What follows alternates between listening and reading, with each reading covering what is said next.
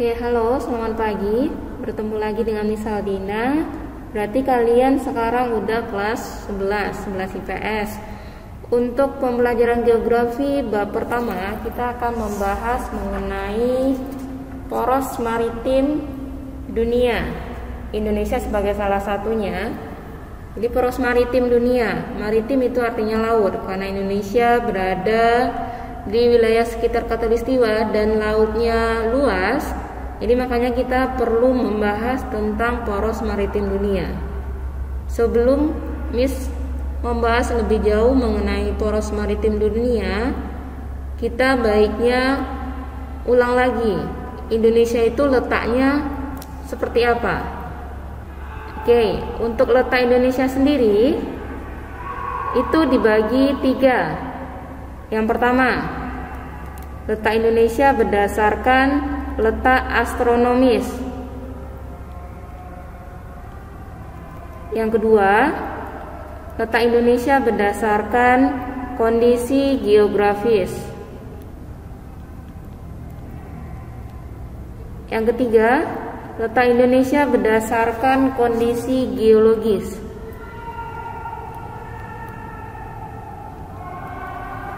Jadi 3 letak Indonesia inilah yang akan kita bahas satu persatu ya. Oke, yang pertama, letak astronomis. Oke, coba diingat kembali. Letak astronomis Indonesia, astronomis, itu berdasarkan derajat lintang ataupun derajat bujur di permukaan bumi. Jadi derajat lintang dan derajat bujur inilah yang mempengaruhi suhu di permukaan bumi dan iklim Indonesia. Ada yang masih ingat letak astronomis Indonesia? Oke, bagi yang tidak ingat, Miss ulangi ya. Letak astronomis Indonesia itu terletak di 6 derajat lintang utara sampai 11 derajat lintang selatan dan 95 bujur timur sampai 141 derajat bujur timur.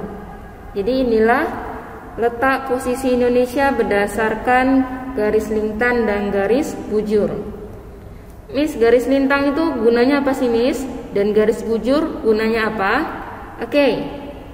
Garis lintang dan garis bujur itu kita biasanya bisa lihat di peta.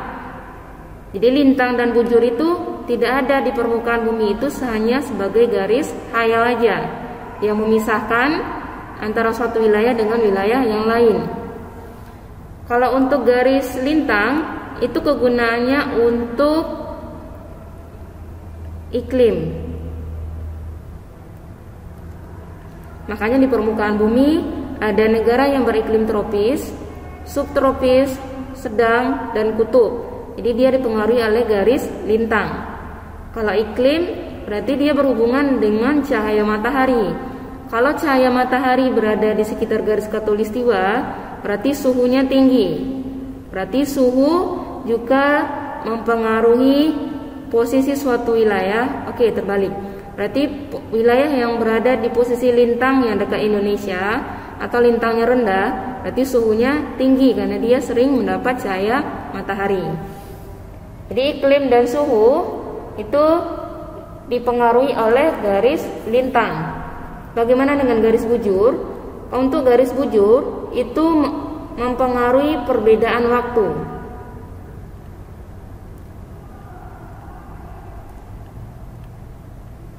Karena sekarang kita bahas Indonesia, jadi Indonesia dibagi menjadi 3 waktu. Yang pertama WIB,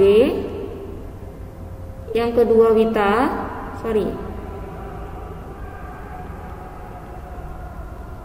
yang ketiga WIT. WIT itu beda 1 jam. Tambah 1 jam. Oke. Jadi WIB itu adalah waktu Indonesia Barat, WITA waktu Indonesia Tengah, dan WIT waktu Indonesia Timur. Yang barat yang mana? Contohnya Pulau Sumatera, Jawa. WITA Kalimantan Timur, Bali, dan sebagian Sulawesi. WIT apa? Maluku, Papua. Makanya ketika kita masuk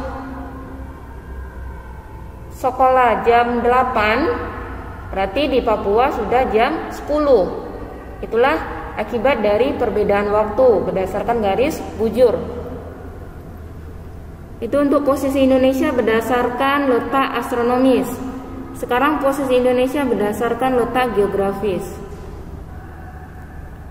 Letak geografis.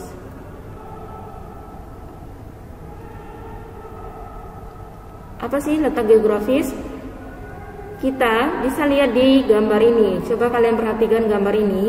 Ada Asia, ada Samudra India, ada Samudra Pasifik, ada benua Australia yang berada di bawah posisi Indonesia. Jadi namanya letak geografis berdasarkan posisi Indonesia terhadap wilayah lain.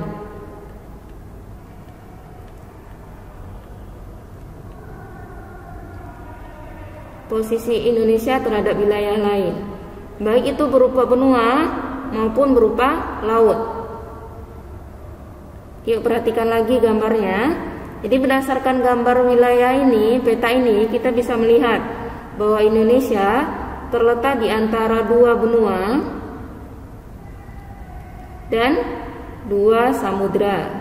Ini juga sudah dipelajari di kelas 10. Apa itu dua benuanya? Kita bisa lihat, itu yang pertama adalah benua Asia.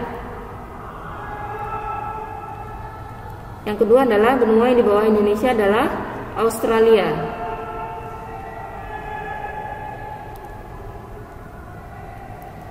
Samudra.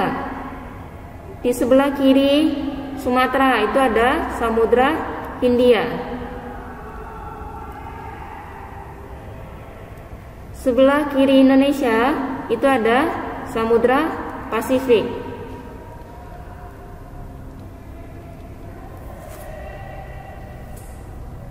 Jadi akibat dari letak geografis ini itu bisa menguntungkan Indonesia. Dari segi apa, Miss? Yang pertama, karena Indonesia berada di antara dua benua dan dua samudra, itu Indonesia berada di posisi silang perdagangan dunia. Jadi orang dari negara manapun itu bisa pergi berlayar ke Indonesia. Coba diingat lagi pelajaran sejarah itu di Selat Malaka dahulu sangat terkenal untuk perdagangan internasional. Posisi silang perdagangan dunia.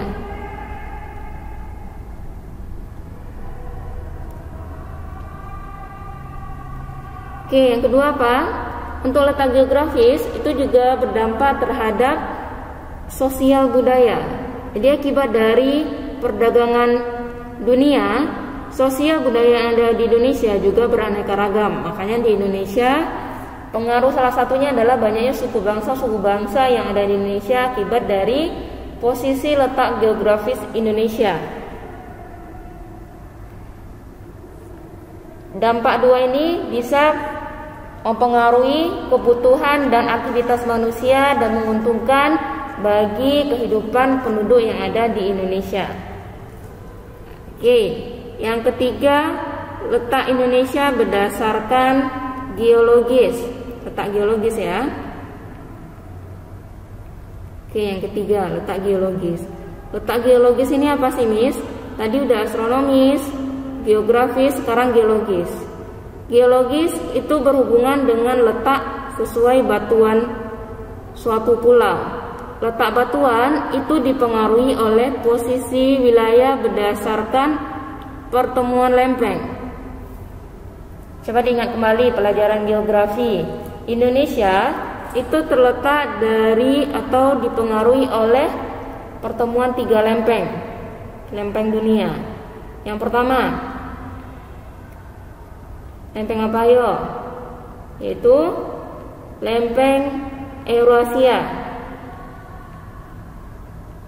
Lempeng Eurasia ini adalah lempeng Eropa dan lempeng Asia bergabung menjadi satu dan merupakan salah satu lempeng terbesar di antara lempeng-lempeng besar lainnya.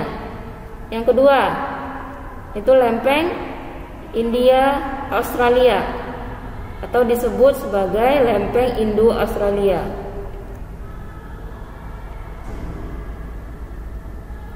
Yang ketiga apa? Nih, karena Indonesia di bagian timur berdekatan dengan Samudra Pasifik, berarti berdasarkan letak geologis Indonesia berada di sekitar lempeng Pasifik.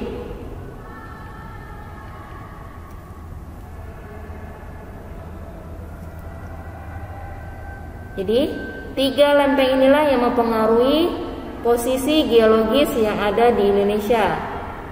Lempeng Eurasia, Indo-Australia, dan lempeng Pasifik.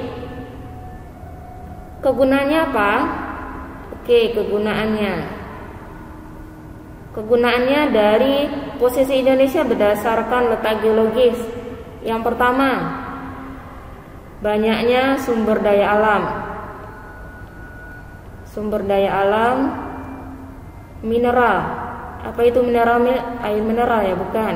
Mineral ini adalah barang tambang.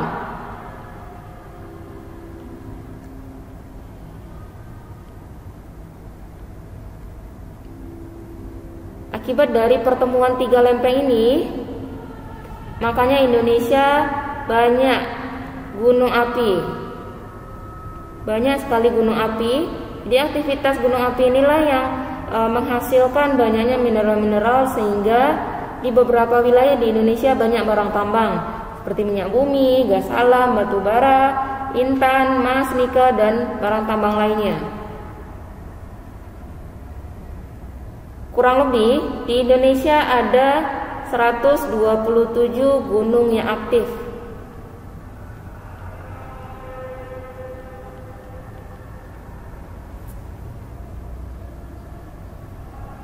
Kalau banyak gunung, di samping adanya barang tambang, berarti untuk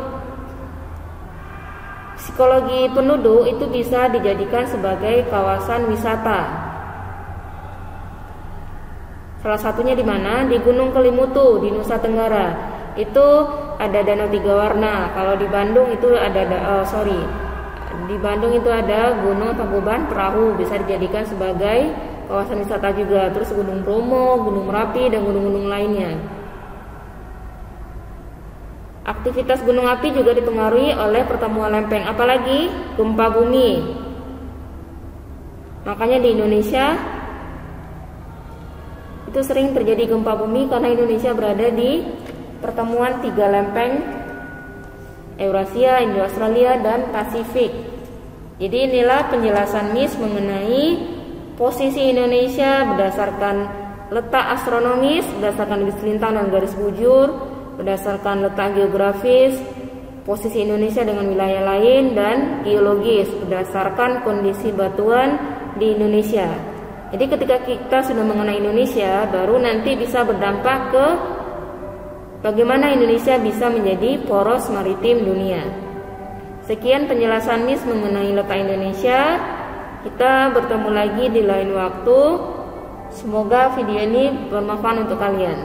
Terima kasih.